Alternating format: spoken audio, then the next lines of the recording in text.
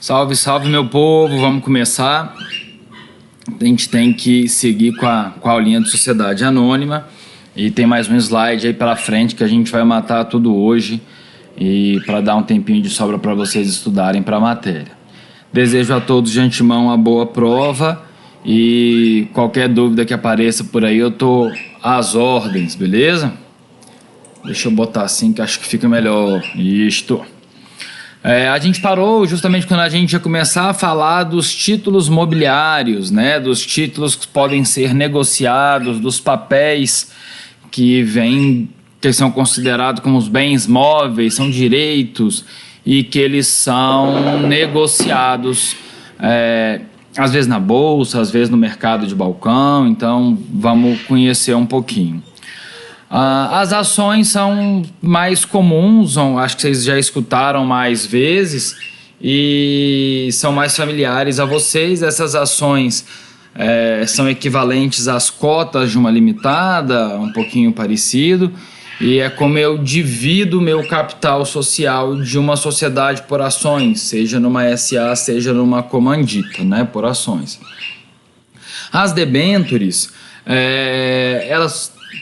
vocês não devem ter escutado isso ainda, é uma forma de endividamento, é uma forma de captação de recursos para essa determinada companhia, e ela também, vocês vão ver novamente debêntures nos títulos de crédito e também em execução, porque as debêntures são títulos executivos extrajudiciais previstas lá no 784, inciso 1º. Bônus de subscrição e cotas de fundos de investimento também. Os fundos de investimento estão um pouco na moda, então eu acho que vocês já devem ter visto alguma coisa parecida. Os bancos e as investidoras, as corretoras de investimento têm falado bastante. Tá? Esses valores imobiliários vão estar previstos ali, a gente tem que ter uma casadinha da 6.404, que é a Lei da Sociedade por Ações, junto com a Lei de Criação da CVM, que é a 6.385. Tá? Em específico, tratando das ações, a gente divide essas ações basicamente em 3. 2 delas ainda hoje muito comuns de serem negociadas e a de fruição mais difícil. A gente vai ver o porquê que a de fruição, que era uma ação muito negociada, perdeu sua liquidez aí no mercado. Tá? A ação ordinária, a grande vantagem dela é ter direito a voto. Então, nas deliberações da companhia, quem possui ações ordinárias vai ter direito a voto na proporção das suas ações, conforme está previsto lá no artigo 110. E as ações preferenciais, elas têm alguns direitos mitigados, alguns direitos reduzidos. Dentre esses direitos pode ser o direito a voto, tá? Então, ou não tem direito nenhum a voto, ou não tem direito a voto em determinada matéria. Isso vai ficar regido de acordo com a emissão lá, o documento de emissão dessas ações preferenciais. Mas também ela tem um benefício, por isso que ela é chamada de preferencial, o recebimento dos dividendos, né? Então ela recebe primeiro, ela tem preferência no recebimento dos dividendos, beleza? O artigo 5º, parágrafo 2º, indica que não é possível a gente emitir mais do que 50% em ações preferenciais, porque senão eu concentro o poder todo na outra parte do capital. Se eu tenho 50% de ações preferenciais sem voto, você concorda comigo que o acionista minoritário é que vai governar e vai ter o poder da deliberação por ter maioria do capital, mesmo não tendo maioria do capital social. Tá? Com relação às ações ali, a gente estava vendo, de ações podem ser de companhia aberta, negociadas na Bolsa de Valores, né? Negociada no mercado secundário ali, e ações de companhia fechada, que essas não são negociadas na Bolsa de Valores de forma aberta, mas ela pode ser negociada sem problema algum, como a gente pode negociar cotas de uma sociedade limitada. As ações ordinárias de companhia aberta, elas têm sempre a mesma classe, então não tem distinção de ação, as com direito a voto. Já nas ações preferenciais da companhia aberta, eu posso ter mais do que uma classe, com benefícios e com mitigações distintas para cada classe. Na companhia fechada eu posso ter mais de uma classe, tanto na preferencial quanto na ordinária. Alguns concursos têm cobrado isso e isso é bem interessante da gente ficar atento, né? Como eu disse, as ações preferenciais, elas perdem alguns direitos, elas têm alguns direitos mitigados e um desses direitos, o mais comum, é o direito a voto. Mas como elas têm preferência no recebimento dos dividendos e ficar 3 exercícios sociais, quer dizer, 3 anos, sem receber dividendos, aquelas ações que são preferenciais vão se converter mais ou menos, elas vão ganhar direito a voto. Qual que é a ideia? 3 exercícios sociais sem receber, então me parece que as deliberações não estão sendo boas, me parece que a condução da companhia não está legal, aí os acionistas preferenciais vão poder votar e deliberar sobre melhorias e alterações para que aquela companhia volte a dar lucro, volte a render bons dividendos para os seus acionistas. Beleza? Tem uma classe de ação, um tipo de ação e um tipo de ação com muita força, com muito poder, que a gente chama de Golden Share. Essas ações são muito específicas, não é qualquer companhia de capital aberto que tem essa ação. Ela só vai ser possível emitir uma ação Golden Share quando eu tenho uma privatização, quando eu tenho uma companhia estatal que está indo para o mercado, tá? E está sendo privatizada, o ente desestatizante, então o administrador público, né, a administração pública, tá, vai ter essa ação Golden Share. Qual que é a grande vantagem da ação Golden Share? É o direito de veto, tá? A Golden Share tem a possibilidade de vetar qualquer deliberação contrária aos interesses desse ente desestatizante. Isso é muito, muito importante. Bem importante também, principalmente quando eu estou tratando de questões importantes ao país, né, importantes à nação como um todo. As ações de fruição são aquelas ações que já foram amortizadas, elas sofreram uma liquidação prévia, já foram amortizadas. Para eu entender um pouco melhor o que são essas ações de fruição, a gente tem que entender esses conceitozinhos de baixo de resgate, reembolso e amortização. O resgate, tá? A companhia retira suas ações de circulação através de uma coisa que a gente já viu da OPA, né? Então, a oferta pública de aquisição de ações, em que eu vou oferecer ali um determinado valor na tentativa de reduzir isso e fechar o meu capital. O reembolso é o valor recebido pelo seu direito de retirada, então a gente já viu algumas formas de exercer esse direito de retirada e quando que eu exerço esse direito de retirada. Eu vou exercer esse direito de retirada quando, por exemplo, eu não concordar com determinada deliberação. Eu posso também exercer esse direito de retirada quando grande parte das minhas ações, a parte majoritária das ações de determinada companhia forem alienadas e o minoritário tem o direito também, o tag along, né? Então, nesses casos, são os casos de reembolso. E a amortização é justamente o pagamento antecipado da liquidação. Nós vamos apurar quanto vale essa ação, ela é liquidada como se fosse, apura-se, faz um balanço especial, apura o valor dela e ela é liquidada e essa ação de fruição, então, ela já é amortizada. Qual que era a vantagem dessa ação de fruição? Até 1986, essas ações tinham seus dividendos não tributados, tá? Então, as demais ações, as ordinárias e as preferenciais, tinham os seus dividendos liquidados, então pagava imposto sobre esses dividendos, e a de fruição não. Então, ela tinha uma grande vantagem tributária ali, eu pagava menos imposto. Acontece que em 1986 a gente teve uma reformazinha da legislação e nenhum dividendo mais é tributado. Eu não tenho mais dividendos tributáveis, né? Então a ação de fruição perdeu um pouco do sentido e foi caindo em desuso cada vez mais. Um dado interessante aí é que somente o Brasil e Estônia têm dividendos não tributados no mundo, né? Uma legislação que permite a não tributação dos dividendos. Normalmente eles são tributados porque eles são considerados uma renda, né? Outros valores mobiliários também, que a gente não tem tanto costume de encontrar, são as partes beneficiárias. Então, elas não são emitidas pelas companhias de capital aberto, então só são emitidas pela de capital fechado, tá bom? E como não são negociadas na bolsa, no mercado de balcão, elas não são fiscalizadas pela CVM também.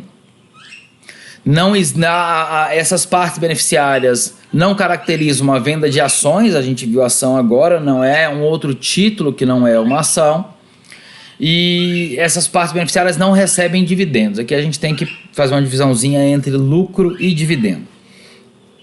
O dividendo é retirado dos lucros da empresa, né? Mas aí eu faço uma divisão entre os dividendos, que é o pagamento que eu devo a aquelas ações que recebem dividendos, e o lucro é um pouco maior do que isso, tá? E ele é separado do dividendo, o lucro não vai para os acionistas, né? Eu não divido como divido os dividendos dos acionistas, beleza? A sociedade não pode comprometer grande parte do capital dela, pelo contrário, é uma parte bem pouquinha, 1/10 dos seus lucros com partes beneficiárias, tá? Então, é bem pouco, também é uma forma de captação de recurso, né, no mercado. E essas partes beneficiárias têm uma classe única, diferente das ações em que eu posso ter 3 classes, né? Aqui não, eu tenho só uma classe de parte beneficiária e ponto final. Bônus de subscrição, isso aqui é muito bacana. Esse bônus de subscrição é para quando eu tenho uma companhia de capital, que eu falo que é companhia de capital autorizado. O que é esse capital autorizado?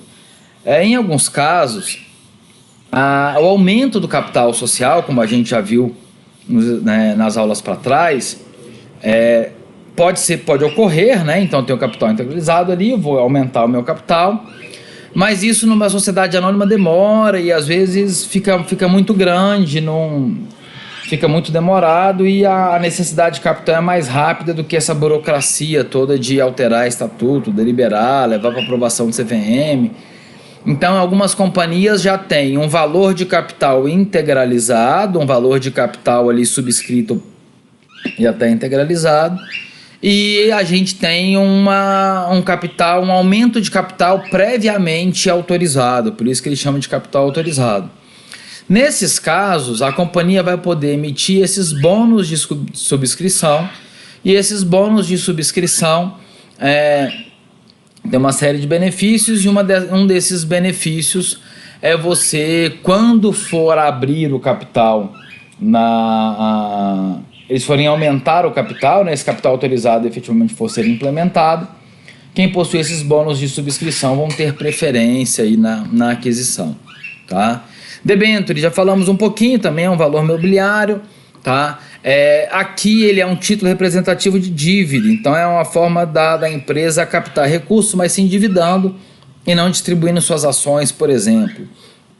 Por ser um título representativo de dívida, ele é um título executivo extrajudicial, como eu já tinha dito para vocês também, beleza? Não existe limite para emissão de debêntures, e é óbvio que também essas debêntures devem ser analisadas com carinho, porque se o cara emite muita debênture, tem muita debênture, quer dizer que ele está bem endividado na praça, e existe sempre um risco de não ocorrer o recebimento. Como a gente viu também, para abertura de capital eu preciso do underwriter, e aqui também eu preciso do underwriter para fazer o book building, né, que é para fazer esse procedimentozinho de abertura do capital, tá? Deve ser registrado na CVM e são negociados no mercado de balcão. Essas debêntures eu posso dividir em 2 conversíveis, em que eu vou poder converter em ações, ou não conversíveis, que eu não posso converter em ações quando do pagamento, da liquidação dessas debêntures. Acabou aqui o nosso slide, vamos para o próximo, cadê? Tá aqui. É o finalzinho da nossa aula de ISA, tá joia? Iniciando então, falando um pouquinho do que a gente até tinha visto sobre a Assembleia Geral, é o órgão máximo de qualquer sociedade, né? Um órgão deliberativo, é esse órgão que toma as decisões, as principais decisões, é um colegiado onde são tomadas as principais decisões daquela companhia. Eu acho muito legal esse triângulozinho aqui, onde a gente pode visualizar mais ou menos a hierarquia de uma companhia. A Assembleia Geral está no topo, um órgão colegiado, deliberativo. Conselho de Administração é um órgão de muita execução, de decisão, mas um órgão de decisões mais executivas, não decisões mais estratégicas como da Assembleia Geral, mas toma também muitas decisões estratégicas. A diretoria está numa fase, num degrau abaixo, mais executivo. A gente vai ver que nem sempre,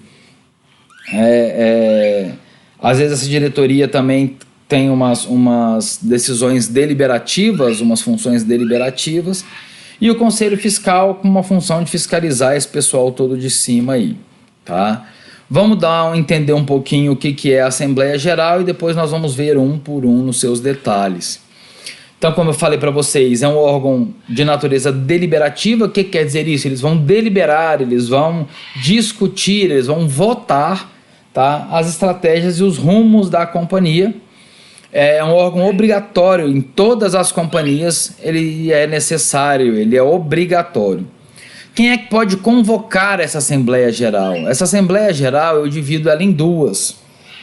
Eu chamo de Assembleia Geral Ordinária, AGO, e Assembleia Geral Extraordinária, AGE. A AGO, ela é obrigatória, a gente vai ver que uma vez por ano ela tem que ter essa AGO. E a AGE é sempre que houver necessidade dos componentes da Assembleia se reunirem e as pessoas vão poder convocar. Quem é que vai poder convocar então? O Conselho de Administração e os diretores podem convocar a AGE e a AGO, lembrando que a AGO é obrigatória, pelo menos uma por ano, né? A exceção, eu tenho, na falta do Conselho de Administração e dos diretores, eu tenho a possibilidade de convocação pelo Conselho Fiscal ou qualquer acionista. Competência privativa da Assembleia Geral. O que é só da Assembleia Geral a competência para deliberar sobre reforma do Estatuto Social, né, que é onde eu tenho todo o regimento daquela companhia, beleza? Eleger ou distribuir o Conselho de Administração e Fiscal, é a AGE, a Assembleia Geral, que vota e que nomeia e que escolhe tanto os membros do Conselho de Administração quanto os membros do Conselho Fiscal. O administrador, ao final de cada exercício social, a gente já viu, tem que apresentar inventário, tem que apresentar os balanços lá, né?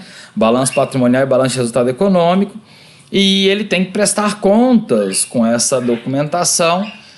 Quem toma essas contas, quem julga essas contas, aprovadas, reprovadas ou aprovadas com ressalva, por exemplo, também é a Assembleia Geral. Deliberar sobre demonstrações financeiras, justamente essas demonstrações financeiras de prestação de contas, autorizar a emissão de debêntures ou partes, aqui está faltando um S, né, partes beneficiárias, também são decisões estratégicas da empresa, então óbvio que tem que ser deliberado pela Assembleia Geral. Suspender direitos de acionistas nos casos previstos em lei ali, no caso de alguma falta, de alguma punição desse acionista. Como que eu faço? A gente já viu quem pode, vamos ver agora como se faz. Como que eu faço essa convocação? Eu tenho que fazer 3 publicações, tá? Sendo que a primeira convocação, se a companhia for de capital aberto, tem que ter no mínimo 15 dias entre a convocação e a data da assembleia. E se ela for de capital fechado, 8 dias, a primeira convocação. A última convocação para a sociedade de capital aberto tem que ter no mínimo 8 dias entre a última e a data da assembleia. E para de capital fechado tem que ter no mínimo 5 dias. Lembrando que entre a primeira e a última tem uma do meio ali que eu também tenho que fazer. A gente tem uma soluçãozinha para ver, tem que dividir direitinho isso e enquadrar dentro desse período que ele estabelece. Lembrando aqui que são prazos mínimos, tá? E não são prazos fixos. Eu posso aumentar esse prazo, se for 20, se for 30 dias antes, não tem problema, tá?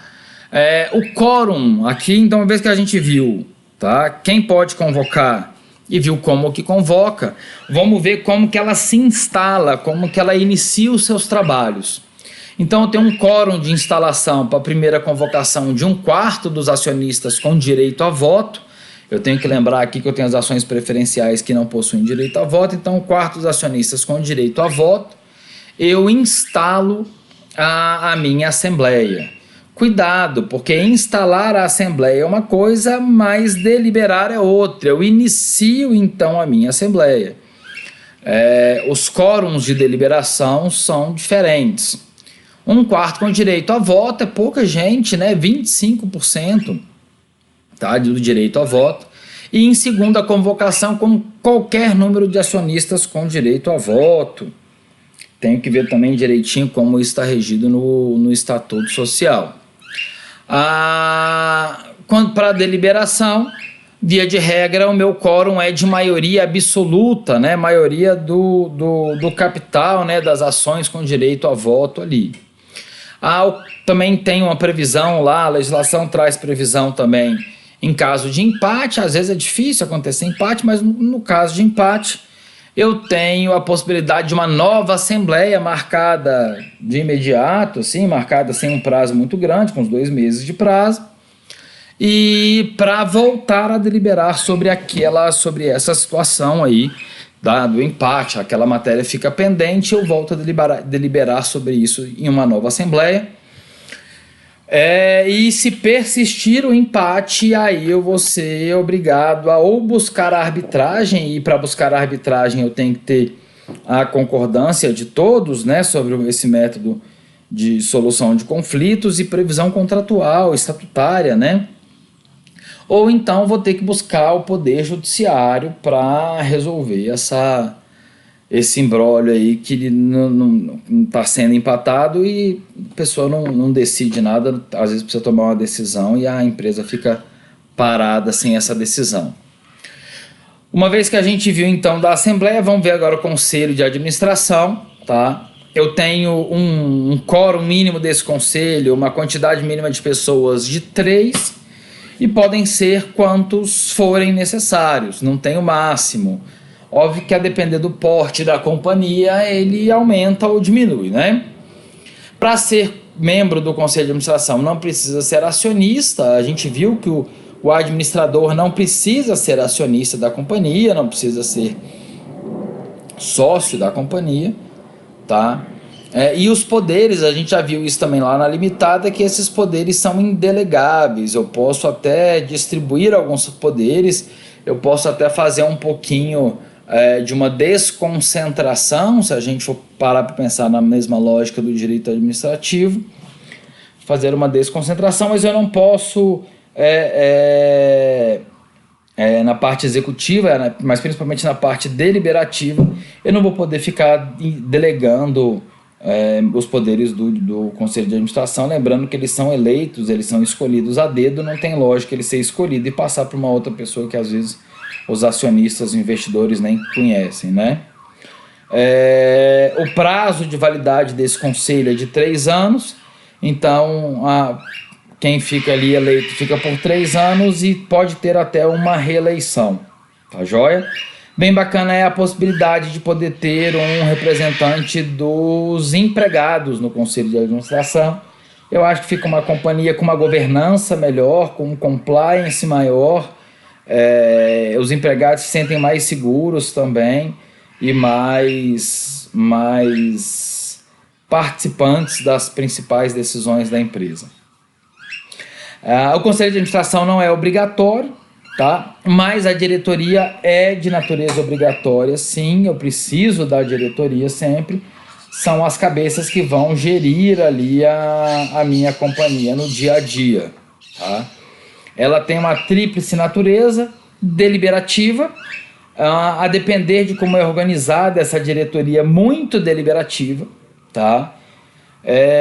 E um pouco deliberativa. Normalmente, quando eu tenho um conselho de administração e uma diretoria, eu deixo a parte deliberativa mais para o conselho de administração e essa diretoria mais com uma função administrativa e até fiscalizatória, assim, então mais gestacional, assim, tá? A diretoria ela é eleita pelo conselho de administração, e se não houver, pela Assembleia Geral. Nessa diretoria eu tenho que ter no mínimo 2 membros, não a máxima, e não precisa ser acionista. A gente já viu que o administrador não precisa ser acionista da empresa, e até 1/3 dos membros do conselho de administração podem ser da diretoria. Não tem lógica alguma eu ter todos os membros da diretoria no conselho de administração, porque eu não tenho ali pessoas distintas pensando, é a própria diretoria tomando decisão, então não preciso de conselho de administração, só a diretoria me basta, não me bastaria, né? Conselho fiscal é um órgão obrigatório também nas sociedades anônimas, e a principal função, o nome já diz, é fiscalizar, pegar contas, tomar contas das pessoas que estão lá na função executiva e de gestão da empresa, tá? Eu posso tê-los de forma permanente na empresa durante todo o período, ou eu posso ter a previsão deles eventual, a cada 3 meses é formado, a cada 6 meses, a cada 1 ano se reúne, a depender de como fica melhor para a minha empresa, tá? Mínimo de 3 e um máximo de 5 membros nesse conselho de fiscalização, tá? Não há necessidade de ser acionista, mas aqui eu tenho uma ressalva grande. Para ser membro do conselho fiscal, óbvio que não pode ser nem diretor, nem do conselho de administração. É óbvio. Se você está fiscalizando, você não pode participar de um outro setor ali que está sendo fiscalizado por você, tá? E principalmente aqui as competências são indelegáveis, né? Quem faz essa parte de conselho fiscal tem uma confiança muito grande da diretoria e dos acionistas, porque eles foram escolhidos para fiscalizar todos os atos do conselho de administração da diretoria. Beleza? E para a gente terminar aqui, alegre, quem é que pode ser do conselho fiscal? É aquela mesma regrinha que a gente já viu lá desde quando a gente vê empresarial no comecinho do semestre. Quem pode exercer a empresa, especificamente, quem pode exercer a atividade empresarial, que é uma pessoa não impedida, então juízes, membros do Ministério Público, por exemplo, aqueles declarados falidos enquanto não reabilitados, né? Esse pessoal todo, militares, os incapazes, então essas pessoas não podem ser do Conselho Fiscal. Tem que ter a reputação ilibada, lembrando que ele vai fiscalizar os demais, obrigação de residir no país, nível superior completo como regra, tá? O ideal é isso, ou se não tiver o nível superior completo, tá? Com experiência em conselho fiscal, beleza? Então, se eu comprovo que eu tenho experiência, eu fico dispensado da comprovação do nível superior completo. Meu povo, eu acho que é isso, e não está difícil. Desejo a todos de antemão uma boa prova. Estudem bastante para que a gente não tenha surpresas ruins e só surpresas boas por aí. Um abraço, até mais.